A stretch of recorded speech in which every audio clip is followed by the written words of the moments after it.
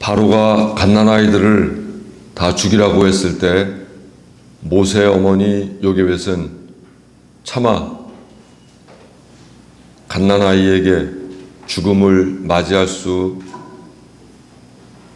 맞이하게 하는 그 운명이 너무 싫어 강물에 나일강에 아이를 띄우게 되는데, 자기 아이를 정처 없이 강물에 띄우는 그 어머니의 심정, 요즘 우리 사회가 일렁이는 나일강 같아서 우리 자녀들이 살아가는 모든 모습들,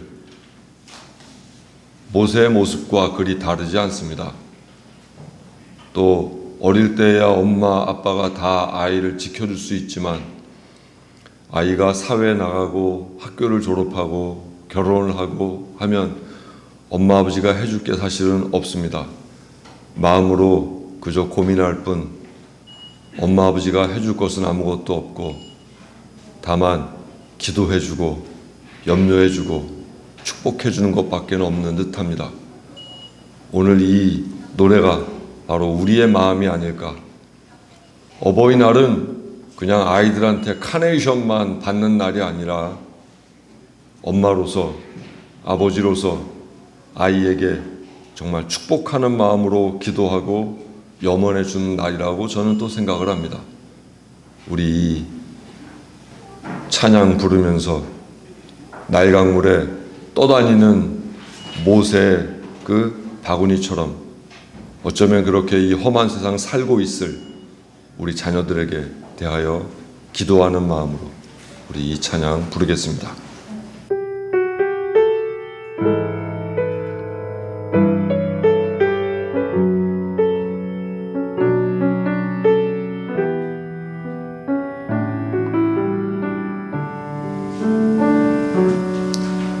작은 갈대 상자 물이 새지 않도록 역경과 나무 진을 칠하네. 어떤 마음이었을까 그녀의 두 눈엔 눈물이 흐르고 흘러 동그란 눈으로 엄마를 보고 있는 아이와 입을 맞추고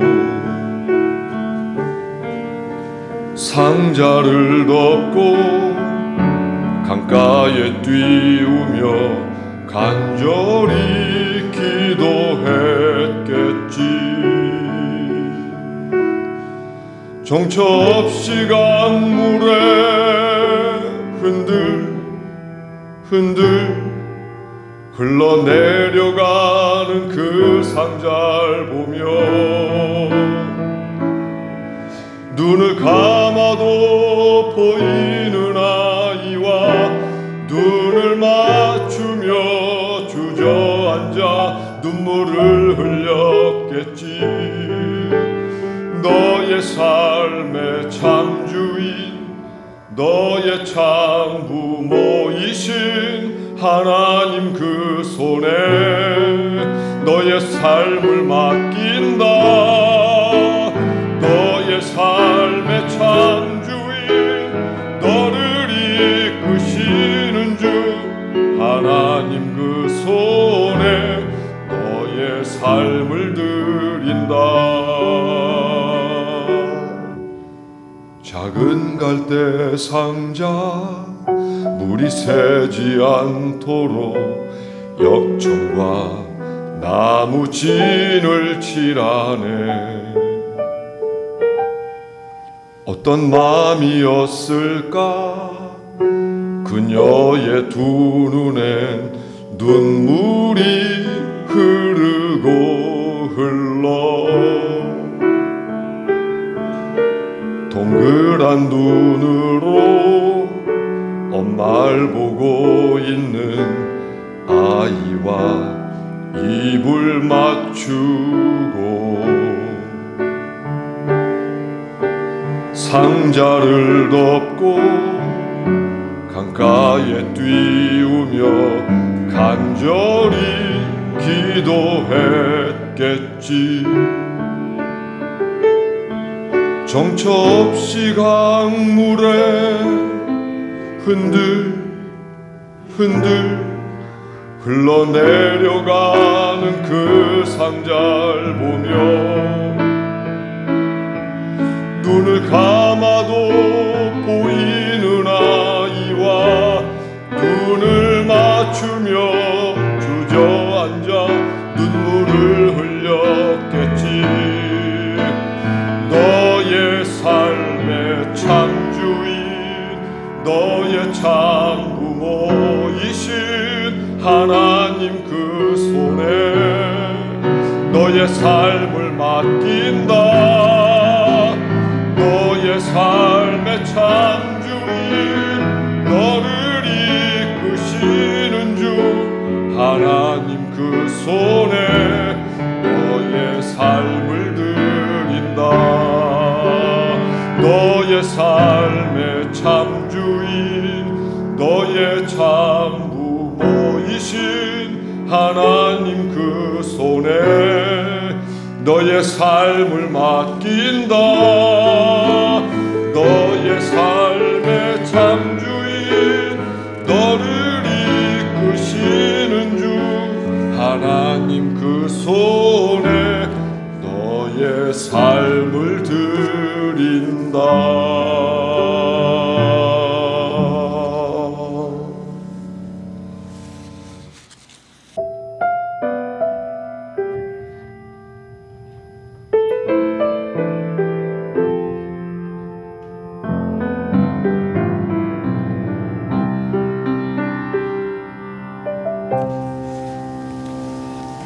하늘을 볼 겨를도 없이 정신없이 세상을 살다가 마음의 먹먹함이 내 삶을 짓누를 때 그제서야 주님을 찾습니다. 행복을 느낄 겨를도 없이 분주하게 세상을 살다가 인생의 허무함이 내 삶을 짓누를 때 그제서야 주님을 찾습니다. 오늘도 여전히 주님은 그 자리에서 우리를 끊임없이 돌보시는데 부족한 내 영혼은 아직도 갈 길을 모릅니다. 내게 믿음 주소서, 내 연약한 마음 돌보소서. 한없는 주님의 사랑 알게 하소서. 영원까지 그의 백성 지키시는 우리 하나님 바라보며 살게 하소서.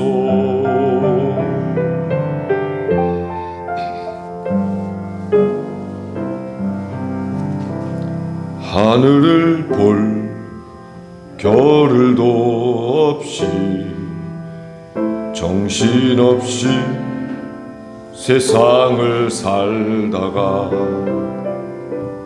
마음의 먹먹함이 내 삶을 짓누를 때 그제서야 주님을 찾습니다. 행복을 느낄 겨를도 없이 분주하게 세상을 살다가 인생의 허무함이 내 삶을 짓누를 때 그제서야 주님을 찾습니다. 언제나 사랑의 주님은 그 자리에서 끝까지 놓지 않고 붙드시는데 부족한 내 마음은 아직 돌아올 줄 모릅니다. 내게 믿음 주소서. 내 연약한 마음 돌보소서. 한없는 주님의 사랑 알게 하소서. 영원까지 그의 백성 지키시는 우리 하나님 바라보며 살게 하소서. 하늘 보며 살게 하소서.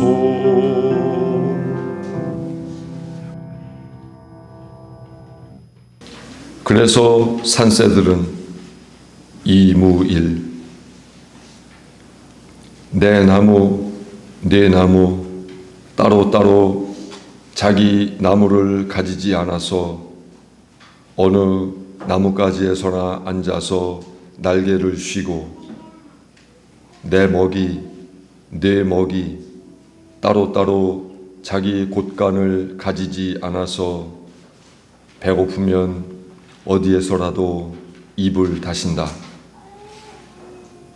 100마리가 함께 살아도 산자락을 갈라서 담 쌓지 않고 1000마리가 함께 살아도 하늘을 조각내어 나누지 않는 산새의 산과 같은 온전함, 하늘 같은 넉넉함. 그래서 산새들은 늘 몸이 가볍다. 숲속에서도 하늘에서도 바람처럼 늘 몸이 가볍다. 인간은 왜 하늘을 날지 못할까? 날개가 없어서일까? 아니면 몸이 무거워서 뚱뚱해서일까? 오늘 시인에 비추어 보니까 인간은 너무 욕심이 많아서 하늘을 날지 못한다. 그렇게 생각할 수 있습니다.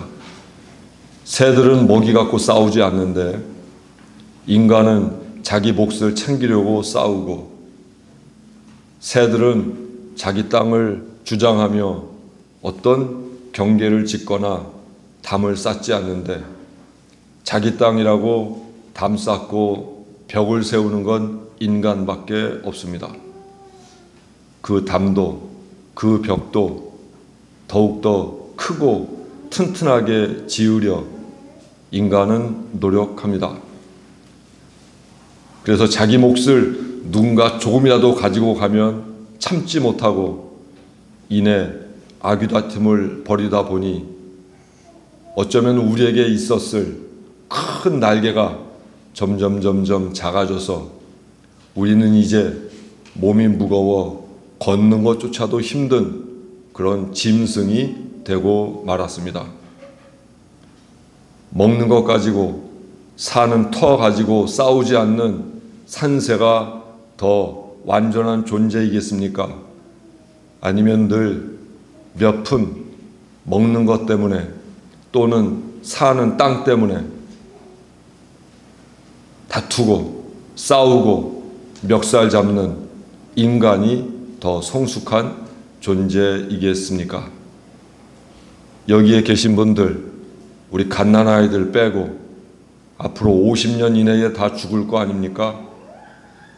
그러면 그 50년 동안 아귀처럼 잡고 살아갈 그 모든 것들에 대해서 우리가 목숨을 걸어야 되겠습니까? 아니면 영원한 천국을 소망한다니 천국을 향하여 가면서 우리가 훌훌 좀 더 가볍게 마음 가지고 살아가야 되겠습니까? 오늘 어버이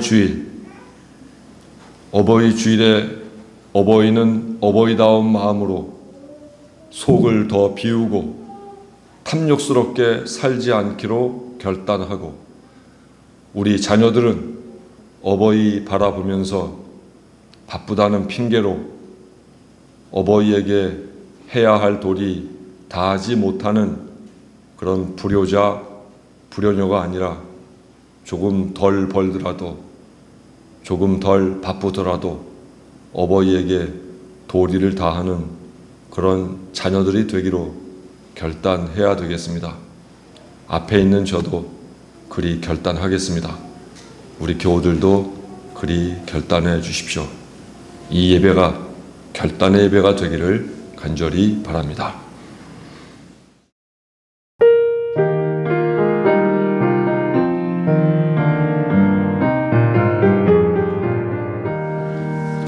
주 사랑 안에 살면 두려움 없으며 그 사랑 변함없어 내 마음 편하다. 저 폭풍 몰아쳐서 내 마음 떨려도 주 나의 곁에 계셔 겁낼 것 없어라. 주 나의 목자시니 부족함 없으며 주 인도하는 대로 늘 따라가리라. 그 지혜 나를 깨쳐 내 앞길 밝히니 나 주의 길을 따라 주 함께 살리라. 저 넓고 푸른 들판 내 앞에 열리고 그 검은 구름 거쳐 새 하늘 보인다. 끝없는 나의 소망 저 환한 생명길 참 보배 되신 주님 늘 함께 하소서.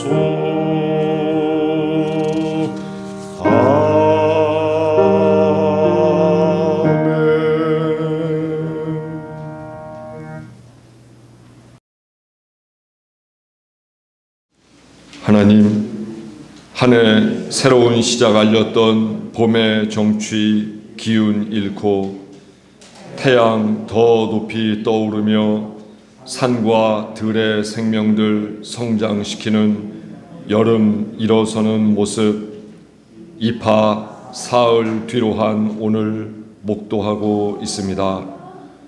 제비 도착하고 20날 지난 뒤 날아온 파랑새, 반가운 마음에 선회 비행하며 아직 희망 남아 있다고 소리 높여 노래합니다. 작은 웅덩이에서는 그 말이 맞다고 맞장구 치는 개구리 소리 우렁찹니다. 비 온 뒤 촉촉해진 땅에는 식물들 잘 자라라고 축복하며 일하는 지렁이들의 분변토 높이 쌓여가고 무리의 위기 찾아왔지만 무사히 이겨낸 벌과 나비 부지런히 꽃들의 사랑 중매하고 있습니다. 말똥가리의 활동 뜸해지자 맷비둘기들 밭 이곳 저곳 다니며 눈여겨보았던 먹이 농구님의 눈총 맞으며 찾아 먹고 교회 지붕 둥지에서 새끼 키우는 참새들 연신 벌레 잡아 나르기에 하루가 부족합니다. 주먹만한 빨간 자주색 모란꽃 가지마다 피어 그윽한 향 뿜어내자 같은 집안 작약도 마음 급해 꽃몽우리 열어 고운 얼굴 내밀려 합니다. 한여름 꽃눈송이 선보이며 불두화 흰색 꽃잎으로 가기 직전에 연목색 띄고 여릿여릿하게 사는 달래 꽃대만큼은 건장한 용사와 같이 키워내 그 위에 하얀 꽃 준비하고 있습니다. 꽃비로 떨어진 벚꽃 진 자리에는 푸른 버찌 열매들 빨갛게 익을 날 기다리고 기계의 상징 소나무 가지에는 송화가루 잔뜩 품은 새순 싱그럽게 돋고 있습니다. 하나님, 서로 다른 모습, 다른 방법으로 살아가지만 결국 서로 상생하며 조화 이루어 살아가는 만물들 보면서 저희도 다름과 차이 인정하며 공생의 길 선택하게 하소서. 몸 건강해지고 마음 성장하는 아름다운 여름 절기 되게 하소서. 구하라, 찾으라, 두드리라 권면하신 예수 그리스도의 이름으로 기도합니다. 아멘.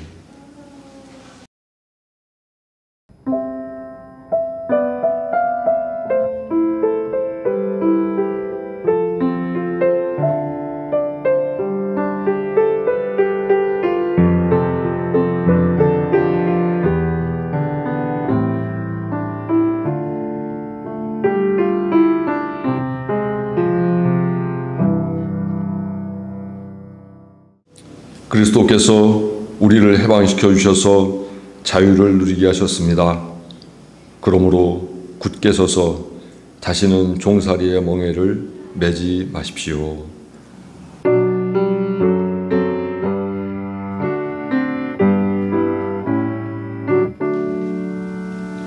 거룩 거룩 거룩 전능하신 주님, 이른 아침 우리 주를 찬송합니다.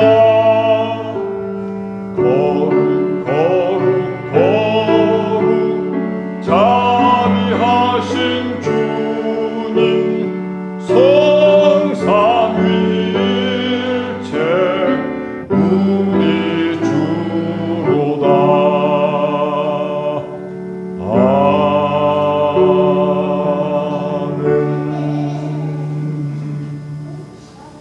오늘 하나님께서 주신 성경 말씀은 누가복음 19장 11절부터 27절에 있는 말씀입니다. 그들이 이 말씀을 듣고 있을 때에 비유를 더하여 말씀하시니, 이는 자기가 예루살렘에 가까이 오셨고 그들은 하나님의 나라가 당장에 나타날 줄로 생각함이더라. 이르시되 어떤 귀인이 왕위를 받아가지고 오려고 먼 나라로 갈 때에 그 종 열을 불러 은화 10문화를 주며 이르되 내가 돌아올 때까지 장사하라 하니라. 그런데 그 백성이 그를 미워하여 사자를 뒤로 보내어 이르되 우리는 이 사람이 우리의 왕됨을 원하지 아니하나이다 하였더라. 귀인이 왕위를 받아가지고 돌아와서 은화를 준 종들이 각각 어떻게 장사하였는지를 알고자 하여 그들을 부르니, 그 첫째가 나와 이르되 주인이여, 당신의 한 문화로 10문화를 남겼나이다. 주인이 이르되 잘하였다. 착한 종이여, 내가 지극히 작은 것에 충성하였으니 10고울 권세를 차지하라 하고, 그 둘째가 와서 이르되 주인이여, 당신의 한 문화로 5문화를 만들었나이다.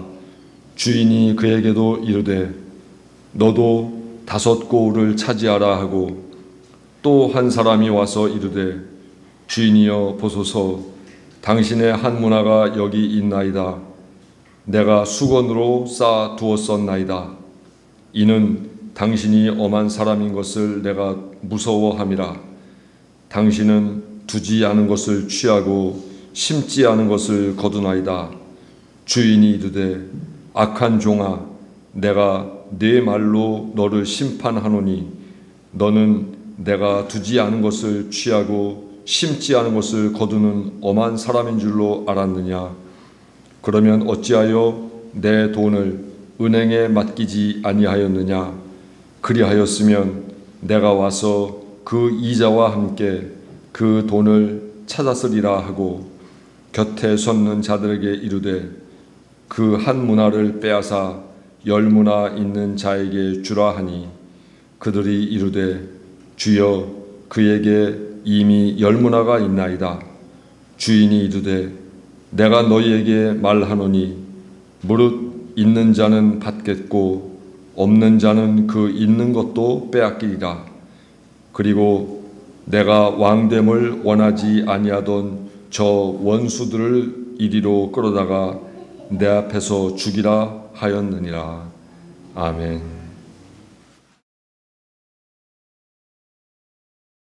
누가복음에는 10문화의 비유가 나오고 마태복음에는 달란트의 비유가 나옵니다.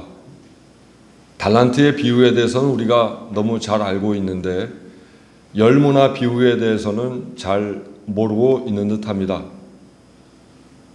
모든 내용은 구도는 비슷하지만 그 안에 몇몇 차이점이 있고 그 차이점이 우리에게 또 다른 교훈과 가르침을 주게 될 것입니다. 오늘 이 말씀을 통해서 저는 교우들과 내 인생도 언젠가 하나님께 평가받게 될 텐데 그런 인생의 평가, 신앙의 평가 앞에서 나는 어떤 종의 모습을 지닐지 그거에 대해서 함께 생각해 보고자 합니다. 예수께서는 이 말씀을 하기 전 여리고로 내려가셨습니다. 여리고는 해발 마이너스 400m, 그러니까 바다가 있으면 바다 밑으로 한 400m 들어간 지점에 여리고가 있습니다.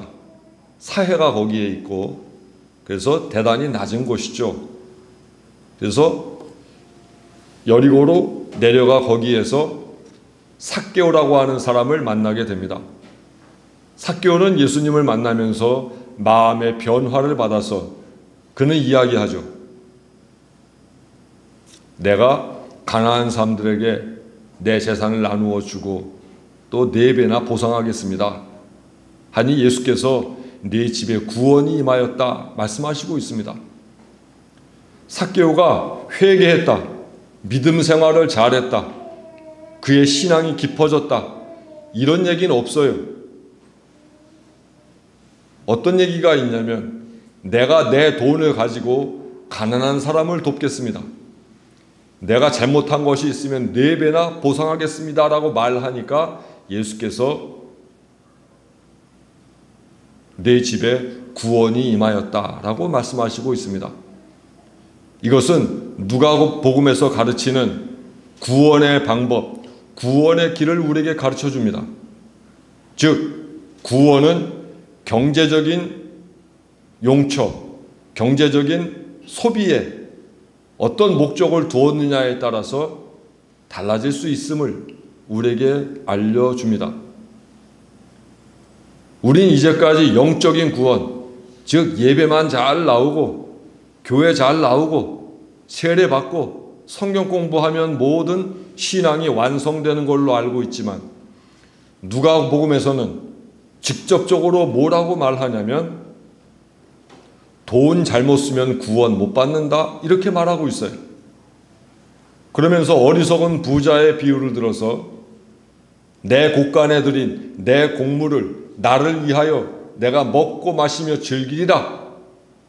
즉 돈을 자기 자신만을 위해서 자기 가족만을 위해서 벌고 쓰고 하는 사람은 결국 천국에 들어가지 못한다고 누가복음은 못을 박습니다. 그러니 교회 여러분, 열심히 돈 버는 것, 그것이 하나님의 축복임은 분명합니다. 하지만 그것이 진정한 복이 되려면 돈을 쓰는 것, 그것을 제대로 올바로 하나님과 이웃을 위하여 사용할 줄 알아야 구원의 길에 들어서게 된다는 사실도 역시 잊지 마십시오. 마르틴 루터의 말처럼 돈지갑의 구원을 받아야지 돈지갑의 구원을 받지 못하면 우리의 구원은 불완전하게 될 수밖에 없음을 꼭 기억하시기 바랍니다. 오늘 이 열문화의 비유는 바로 이러한 삭개오의 말씀과 연관하여 읽어야 그 뜻이 통합니다. 11절 말씀에 의하면 달란트 비유처럼 주인이 돈을 주고 얼마나 남겼는가, 그것만이 아니라 또 다른 목적이 있음을 오늘 11절 말씀이 우리에게 가르쳐 줍니다. 거기에 보면 사람들이 하나님의 나라가 당장 임할 줄 알았기 때문에 그것을 뭔가 고치려고 예수께서 지금 열문화의 비유를 말씀하시고 있음을 알 수 있죠. 성경에 보면 주님 임하실 날이 가까웠다 하는 본문도 있지만 이 누가복음처럼 당장에 하나님의 나라가 온 것은 아니다, 이것을 신학적으로는 지연된 종말론이라고 이야기합니다. 그러니까 성경에는 당장에 하나님의 나라가 오리라고 말씀하고 있는 것도 있지만 오늘 이 누가복음 19장 11절처럼 당장에 하나님의 나라가 오는 것은 아니라고 말하는 것도 있습니다.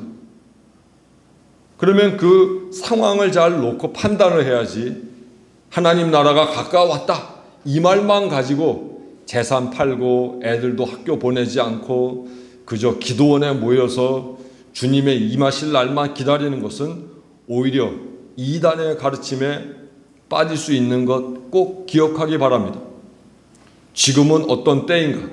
급박하게 하나님의 나라가 임한다는 것을 믿어야 할 때인가? 아니면 누가복음 19장 11절처럼 당장에 하나님의 나라가 오는 것은 아님을 알려주시려 했던 예수님의 말씀을 기억해야 될 때인가? 분별하면서 살아가야 한다는 것입니다. 그리고서는 오늘 열문화의 비유를 말씀합니다. 비유에 보니까 귀인, 즉 귀족 중에 한 사람이 왕위를 받기 위해서 먼 나라로 가는 상황이 전제되고 있습니다. 그리고 종을 불러서 10명의 종을 불러서 한 문화씩 나누어 주고 있는 것을 볼 수가 있죠. 귀인은 왜 왕위를 받으려고 먼 나라로 여행을 가고 있는 것일까? 이해가 잘 되지 않죠. 이것을 이해하려면 당시 팔레스타인 반도의 상황을 우리가 좀 잘 알아야 합니다. 당시는 예수님 당시에는 이스라엘 땅 그리고 시리아 땅 모두 로마의 지배를 받고 있었기 때문에 그곳의 군주가 되기 위해서는 로마 제국의 승인을 받아야 됐습니다. 그 승인은 반드시 황제 앞에 가야 되는 것입니다. 그러므로 성경 본문의 귀인이 먼 나라로 왕위를 받으려고 갔다라고 하는 말은 당시에 유대 지방을 다스렸던 헤롯 아켈라오는 예수님 갓난아이적 예수님을 죽이려 했던 헤롯 대왕의 아들입니다. 이 아들이 유대 지방을 다스리기 위해서 당시에 황제였던 옥타비아누스, 누가복음에 등장하는 아우구스투스에게 가서 분봉왕 왕위를 받는 상황이 오늘 본문에 들어가 있는 거죠.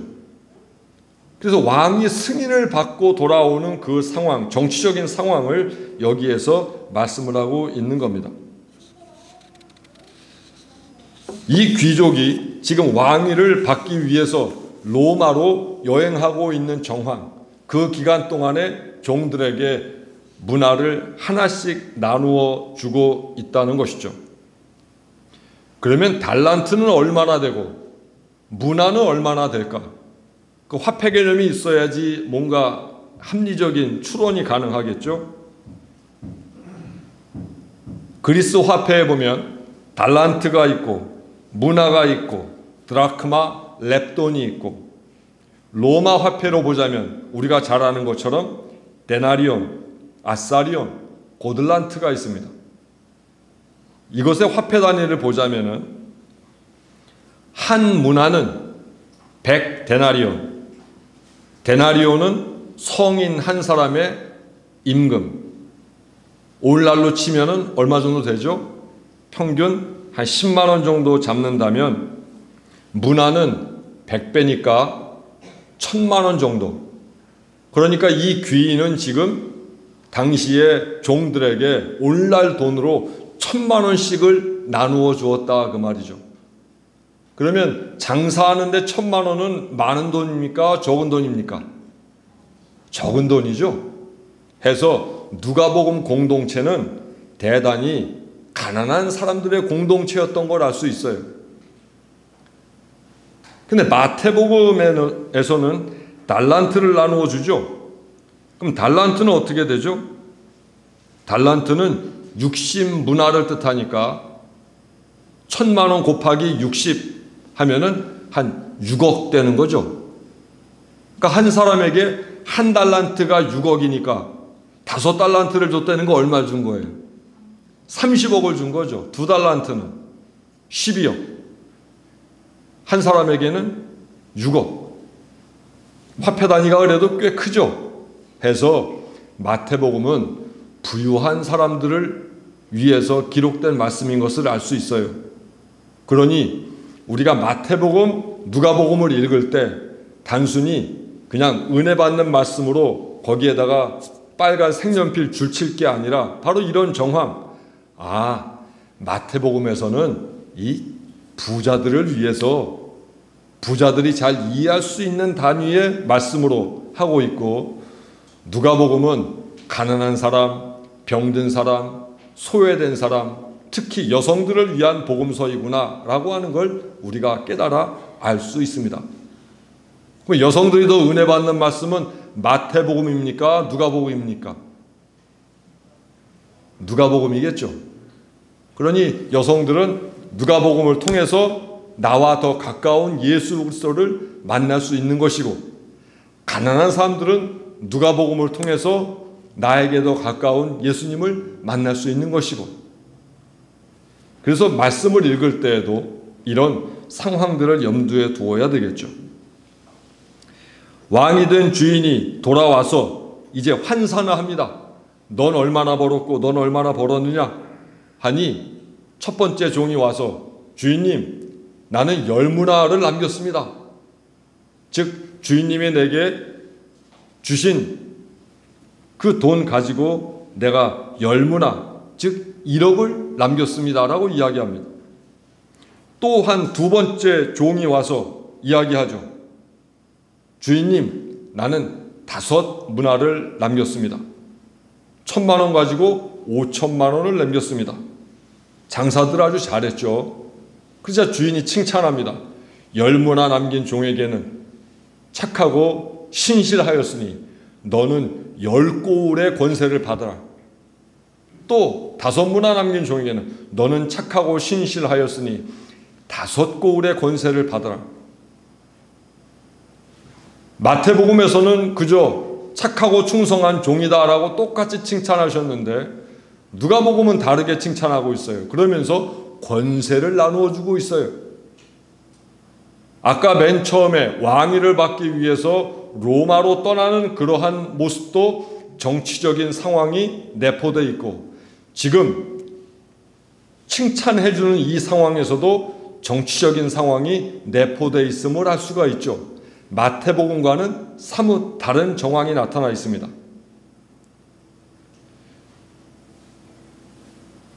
마지막 종이 이제 오게 되죠. 그 종은 이제 주인에게 이야기합니다. 주인님, 보십시오. 여기 한 문화가 있습니다. 내가 이것을 잃어버리지 않기 위해서 수건으로 꽁꽁 싸서 내가 보관하고 있었습니다.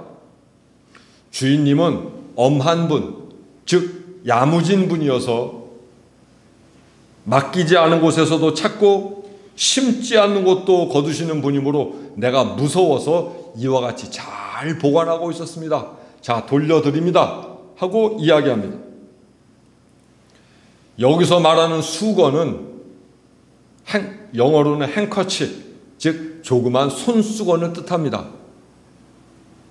요한복음에도 이 똑같은 히라보 단어가 나오는데 그건 어디에 나오냐면 죽은 나사로가 수건이 쌓인 채로 나왔다 얘기하는데 그때 시신을 덮는 머리천이라고 이야기하죠.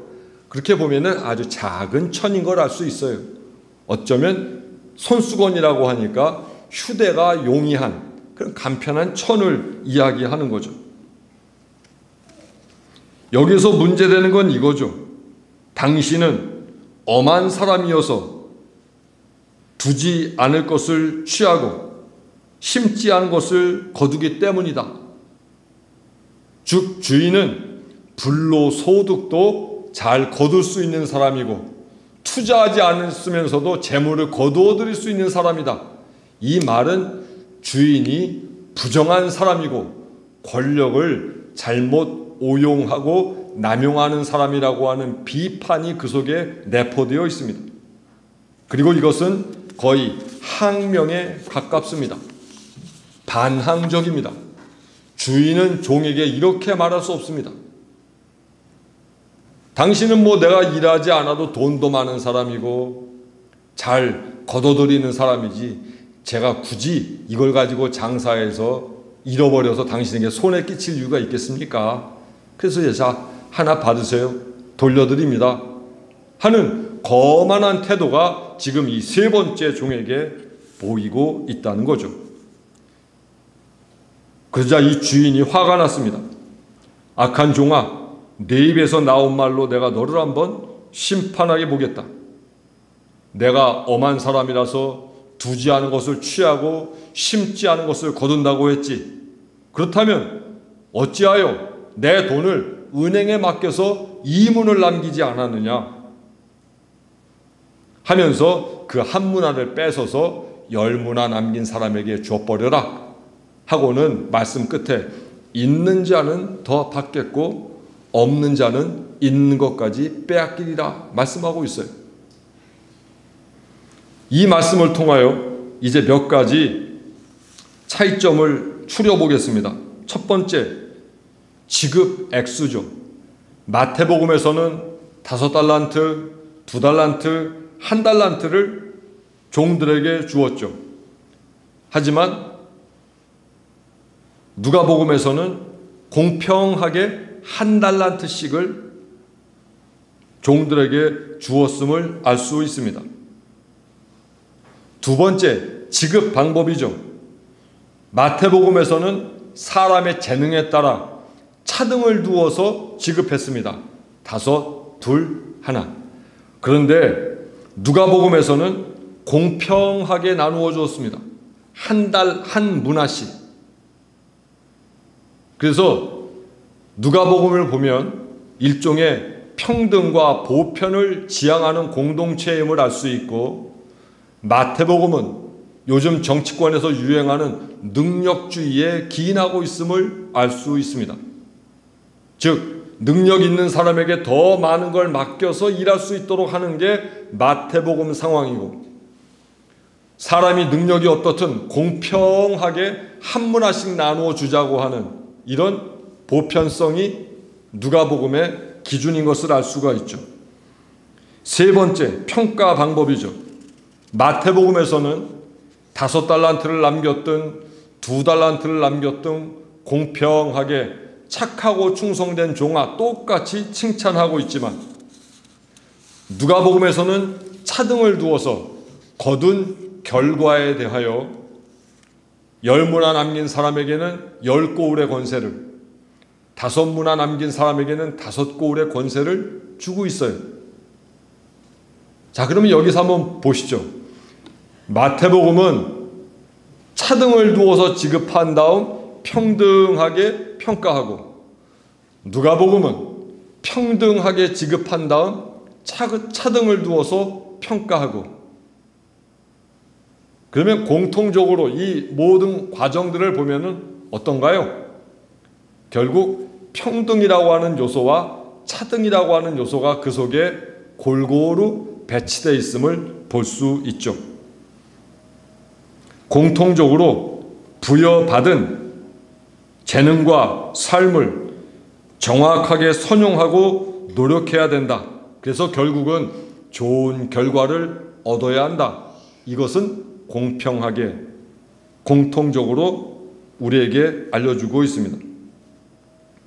네 번째, 평가 기준입니다. 뭘 가지고 평가하는가?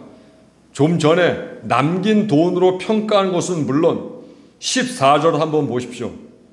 거기에 보면은 주인은 다만 남긴 돈에 의해서만 평가하는 게 아니라 주인이 왕되는 것을 반대한 사람, 반대하는 태도에 대하여 문제를 삼고 있습니다. 즉, 물리적으로 돈을 얼마나 남겼는지도 문제이지만 주인에 대한 마음과 자세와 태도도 역시 문제가 된다는 것을 알 수 있습니다.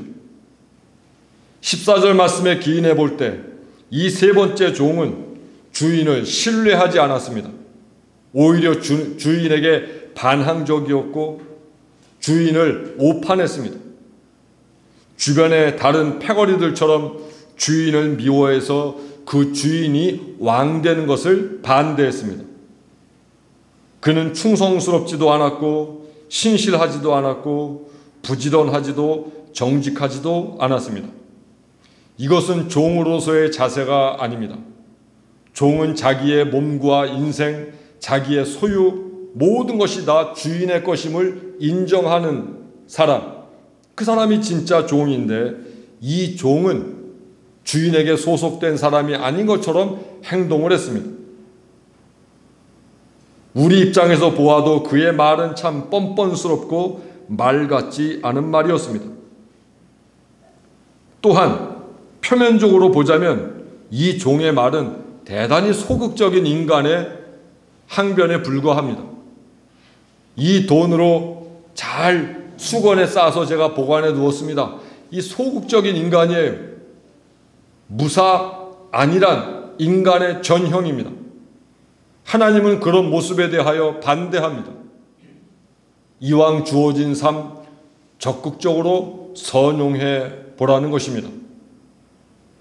뭔가 일이 잘못될 것을 염려하고 그저 받은 돈을 보관했다가 주인에게 돌려주겠다고 하는 발상은 삶에서 어떤 변화도 일으키지 못합니다.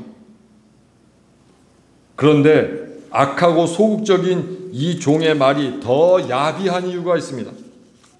그것은 좀 전에 말씀드린 14절에서 그 이유가 나타납니다. 왕이 된 이 주인을 모두가 신뢰했던 것은 아닙니다. 그의 시민들 중에는 그를 미워해서 그가 왕이 되는 것을 반대하는 사람들도 있습니다.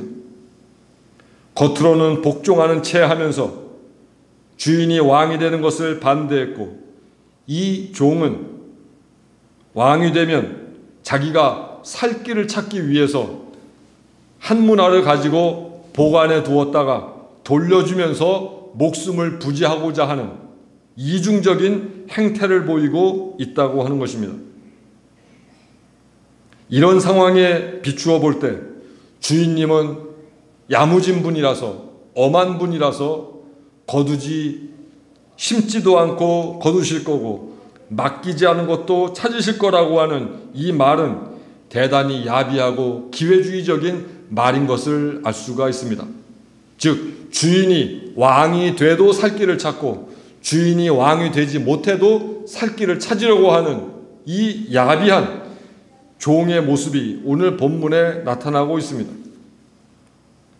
한 문화를 받고 10문화를 남기고 5문화를 남긴 종들은 단지 장사만 잘한 사람들이 아니라 그들은 충성심을 갖고 있었고 주인을 신뢰한 사람들이었습니다.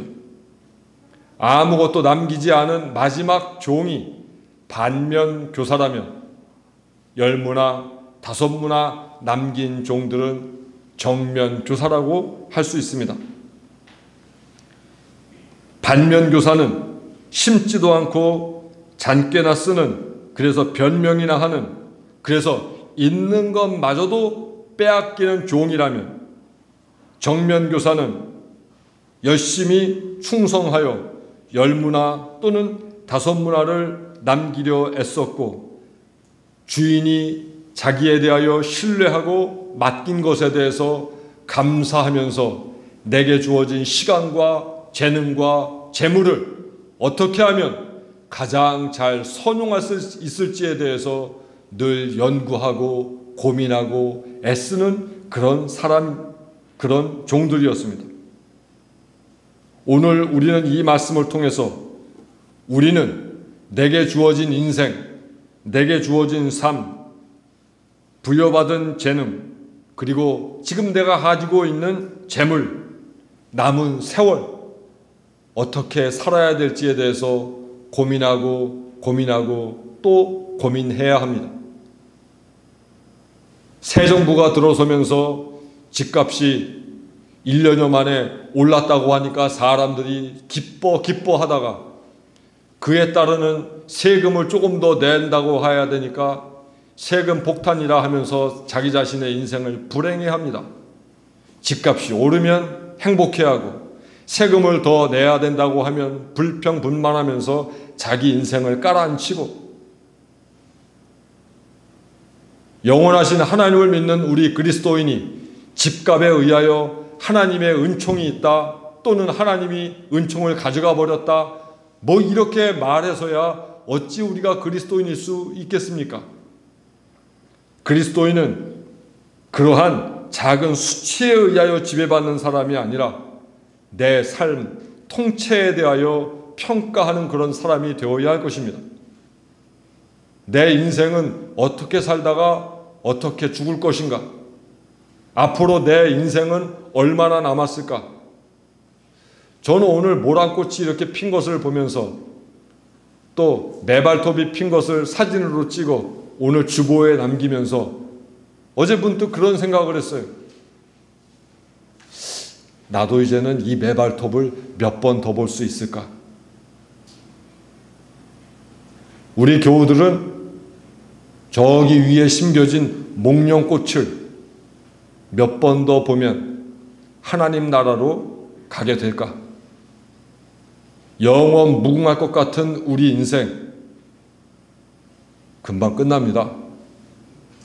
몇 번 목련꽃 지고 나면 우리도 흰설이 내리듯 흰머리 갖게 되고 주름 갖게 되고 우리도 죽을 인생이 될 수밖에 없습니다. 젊든 연세 드셨든 사랑하는 교회 여러분, 인생 허투루 정신없이 생각 없이 그리 살지 마십시오. 하나님께 내 인생 어떻게 평가받을지에 대해서 늘 고민하십시오.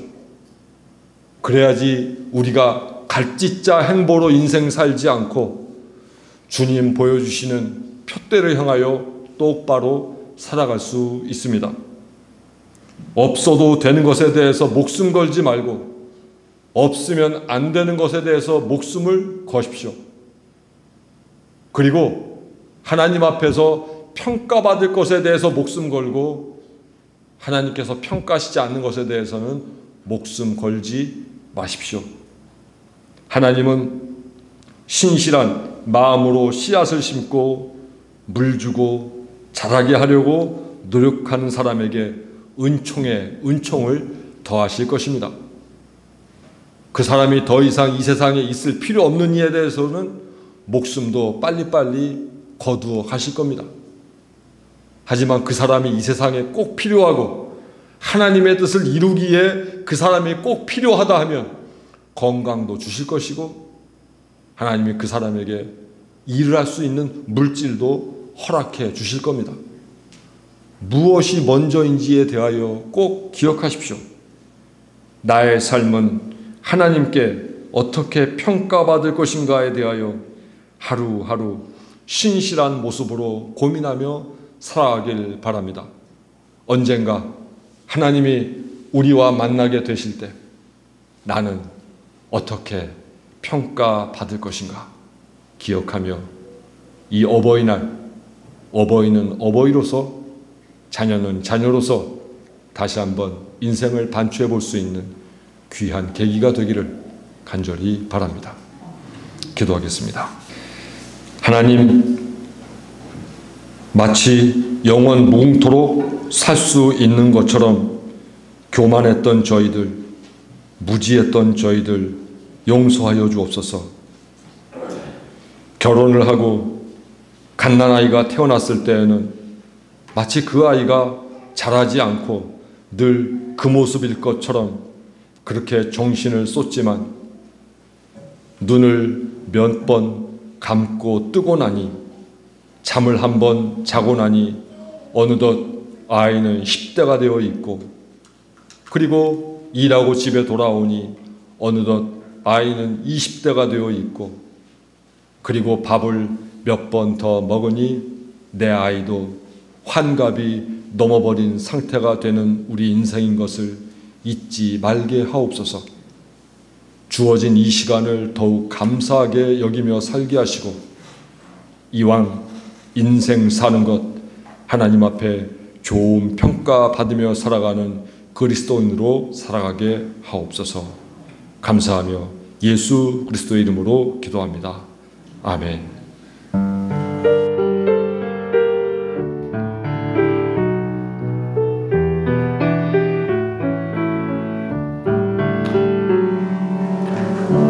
내가 가진 것 중에서 가장 소중한 것으로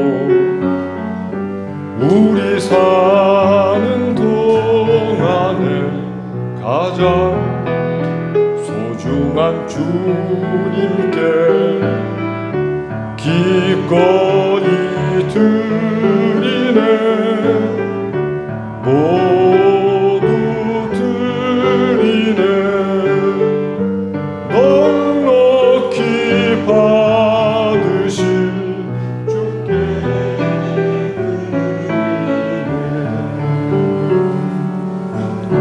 아무 가진 것 없어도 항상 부족하여도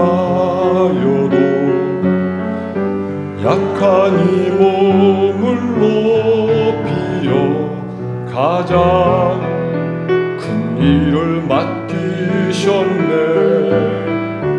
기꺼이 드리네. 모두 드리네. 넉넉히 받으실 주께 드리네.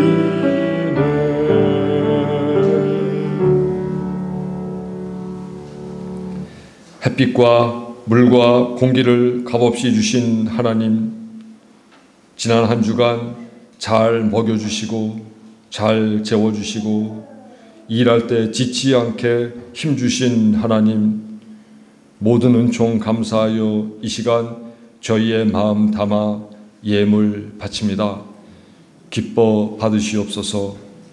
우리 교우들 한 사람 한 사람 얼굴에 땀 흐르고 어깨가 뭉칠 만큼 열심히 수고하여 노동한 헌금을 바치오니 주께서 세상 그 어떤 헌금보다 가장 값지고 귀하게 받아 주옵시고, 사용될 때에 거룩한 하나님의 사랑과 구원의 능력 발휘할 수 있게 도와 주옵소서. 우리 교우들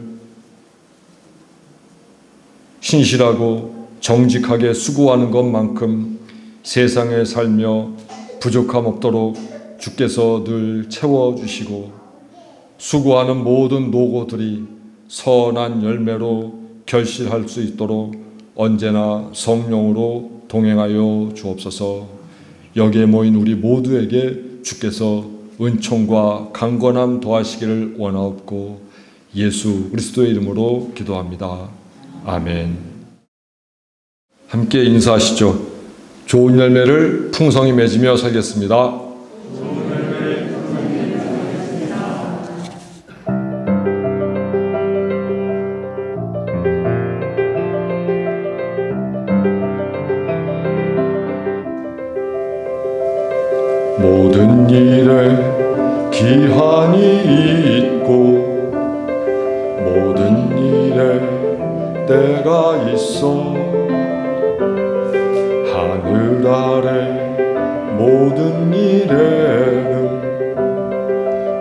영 못할 때가 있네.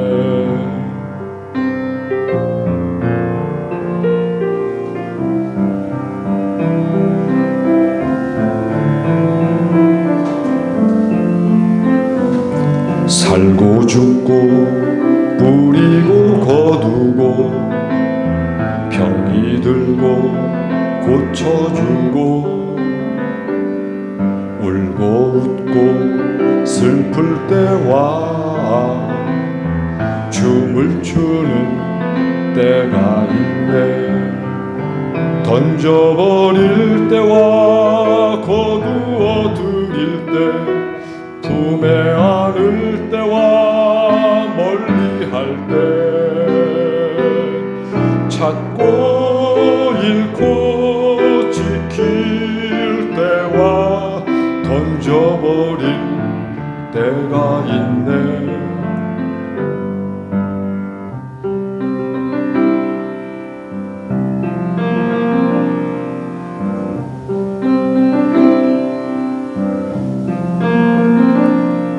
찢을 때와 다시 꿰맬 때 잠잠할 때 말할 때 사랑할 때 미워할 때 때가 있네. 때가 있네. 때가 있네.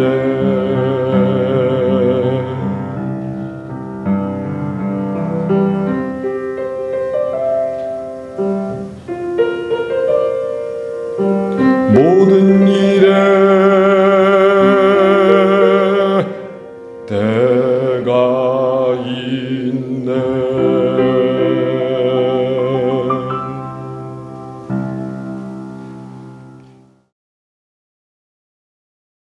예수 그리스도를 본받아 사십시오. 언제 어디서나 누구에게나 그리스도인이 되십시오. 기도로 삶을 채우십시오.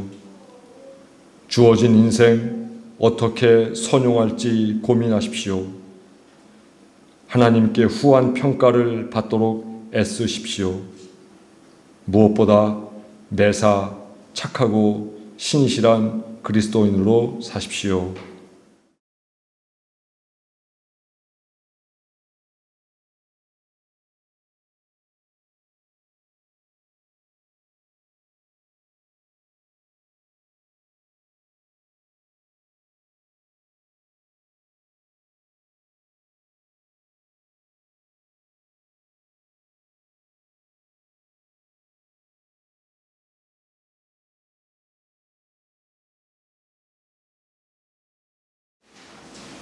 지금은 우리 주 예수 그리스도의 은혜와 하나님의 크신 사랑과 성령의 교통하심이